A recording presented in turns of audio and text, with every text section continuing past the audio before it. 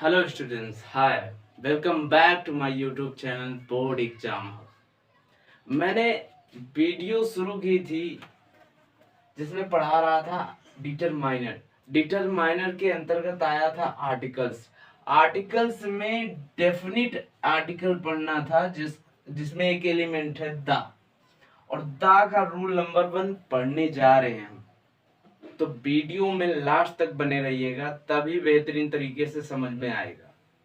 तो चलो हम अपनी वीडियो की तरफ चलते हैं। रूल नंबर 1 क्या है कि कोई भी नदी हो, कोई भी नहर हो, कोई भी इमारत हो, खाड़ी हो, कोई भी रेगिस्तान हो, जो ज्यादा जाना माना है, तो उनके आगे हम आर्टिकल दा का प्रयोग हमेशा करते हैं। तो रूल नंबर 1 में क्या है? नदियों, नहरों,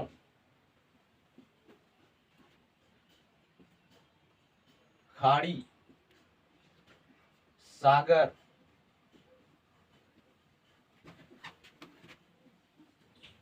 महासागर, पर्वत शिखर,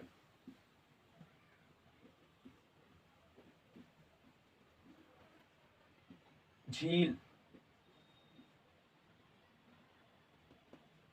आदि के आगे दा का प्रयोग अनिवार्य होता है।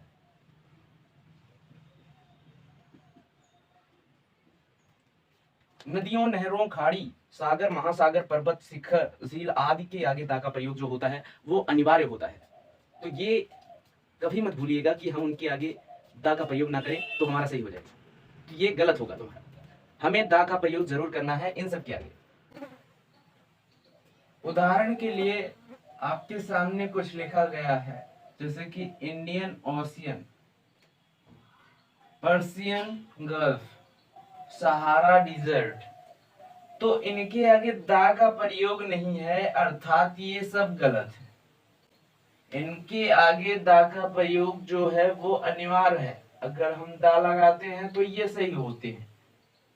तो इनके आगे हम दा लगाकर इन्हें क्या कर रहे हैं? सही कर रहे हैं। और एग्जाम्पल के तौर पर आप इन सबको स्क्रीनशॉट ले सकते हैं इन सबका। और भी जैसे कि हो सकता है हिमालय तुम्हारा हो सकता है, तो उनके आगे भी दा का प्रयोग करना है। लेकिन जो सबसे ज्यादा जरूरी बातें हैं वो ये हैं कि अगर किसी भी पर्वत की चोटी के बारे में बात की जाएगी तो हम उनके आगे दा का प्रयोग कभी नहीं करेंगे।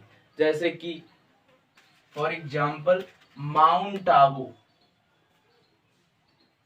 माउंट एवरेस्ट,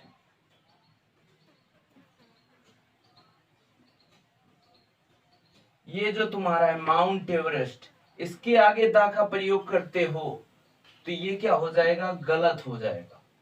लेकिन इसके आगे दा का प्रयोग नहीं करते हो तो ये क्या हो जाएगा? सही हो जाएगा। ठीक इसी प्रकार माउंट आबू है, एक है माउंट आबू।